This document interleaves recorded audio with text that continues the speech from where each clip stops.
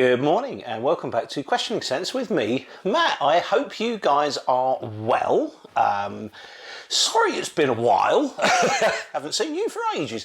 Basically, I do apologise for the lack of content, and this is purely down to me.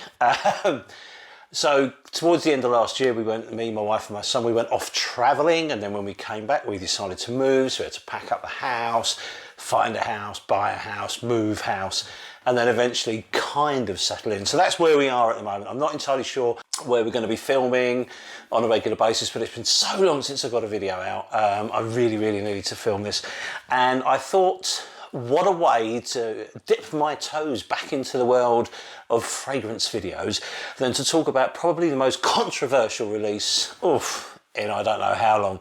And of course this one's going to be from Nasomatto, and it's the amazing, exciting and rather controversial Sadonaso. Now, Sadonaso, if you haven't seen the campaign that went with it, it's very provocative. So it's the video's kind of set in like a kinky club, like an S&M sort of or BDSM kind of venue, and then at the end, you know, you've got lots of lovely people in latex and rubber getting up to all sorts of things, and they're all secreting this kind of like sweat of pleasure, and then at the end of the video you'll see Gualtieri himself sort of bottling it up, and that's the fragrance.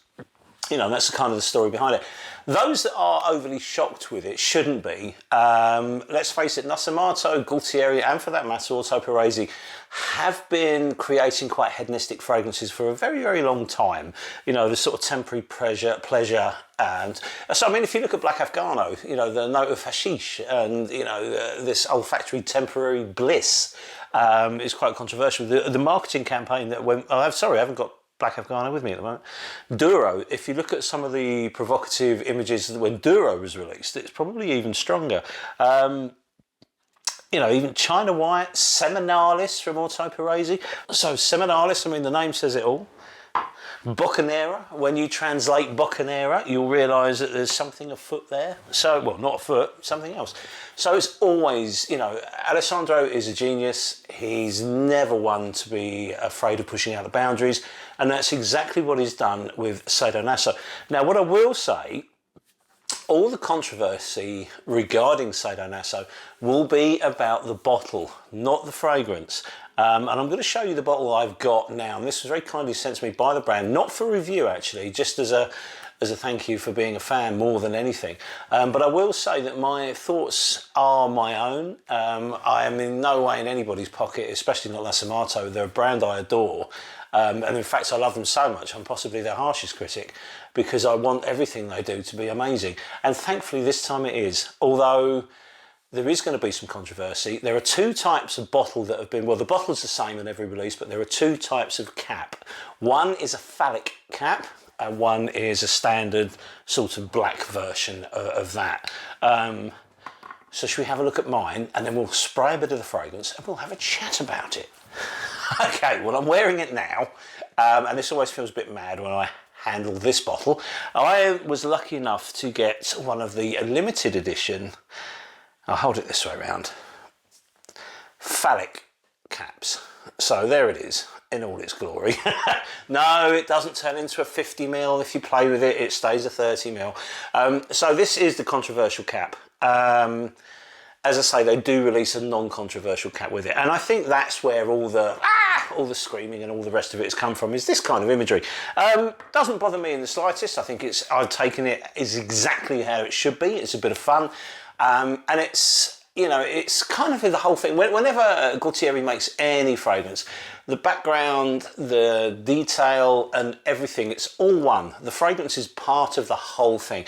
And what Alessandro does, which is something I really applaud, is he's not giving you notes, he's giving you a fragrance to explore. What you do with it is up to you. So with Sadonaso, you know, you're not going to buy this and suddenly decide to descend into a world of pegging and weird and wonderful sex or whatever you know, if you do that, great luck to you.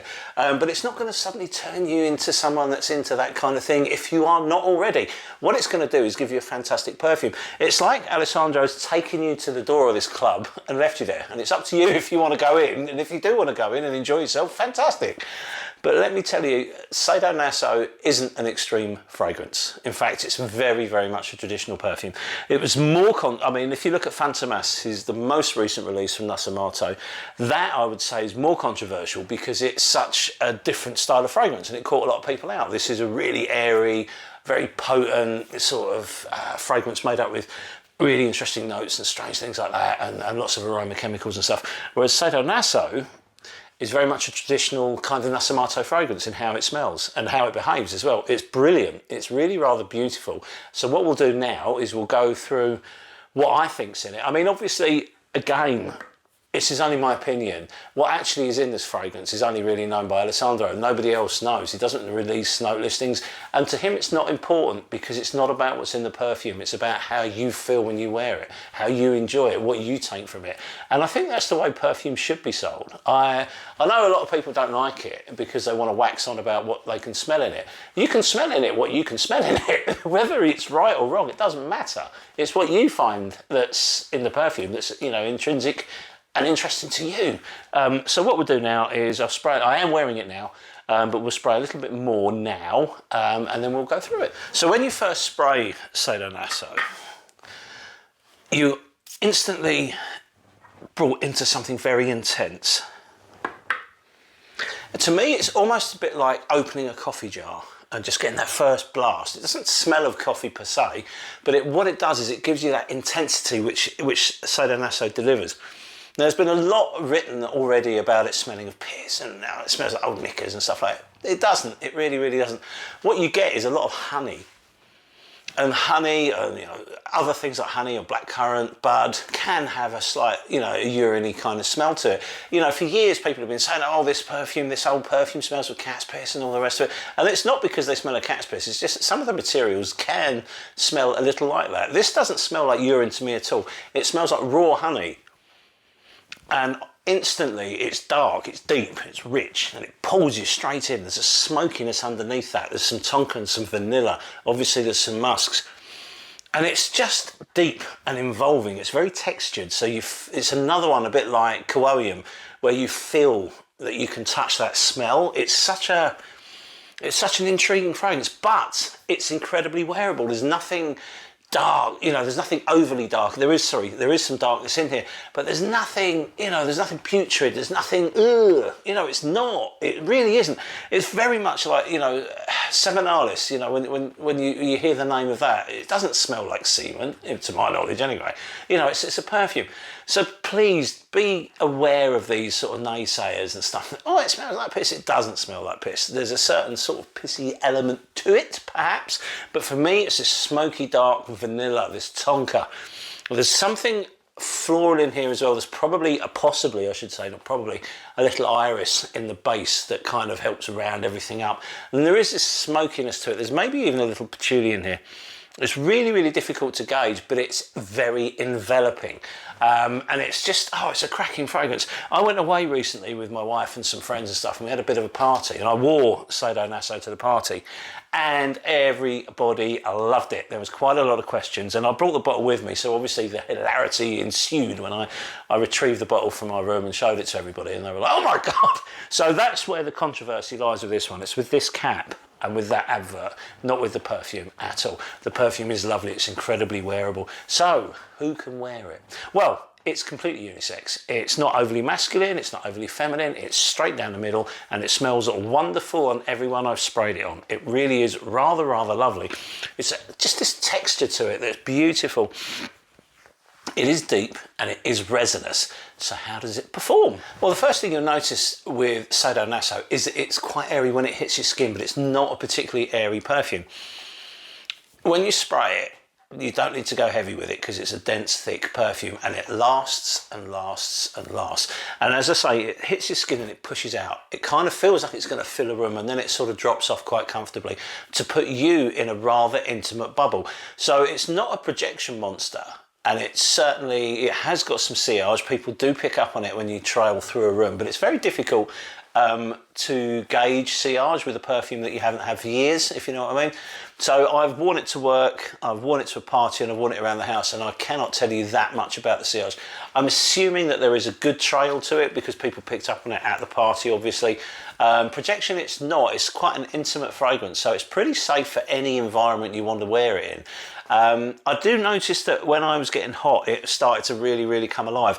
So I think, you know, I would say that it has moderate projection, unless you're doing, you know, if you wore it to the gym, it'd be everywhere. So as you move around, like a lot of Alessandro's works, they kind of like kick up with your body temperature. But this is an intimate fragrance. It's meant to be an intimate fragrance. You've only got to look at the video to see, you know, what people are getting up to, and, you know, this sweat and this closeness and this, you know, mingling of bodies and stuff. So that's what it's there for. It's a date night fragrance. And for a long time, I've sort of said Pardon, also from Nasomatto, was my favourite date night fragrance. But I think Sadonaso, I mean, I won't be taking the bottle with me on a date because that would be weird.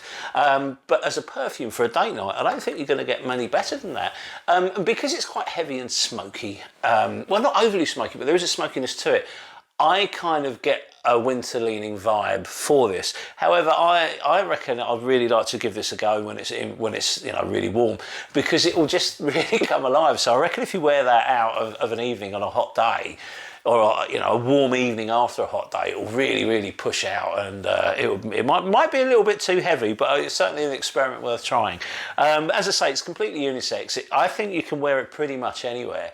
And I will say one thing, the longevity is astronomical. When I woke up the next morning, it's still there. You know, it doesn't go anywhere. Once it's on your skin, it will last forever. So I wouldn't get it on clothing because I reckon it would last eternally on your clothes. So there you have it. My take on this controversial offering from Alessandro Gualtieri and the Nasomatto project.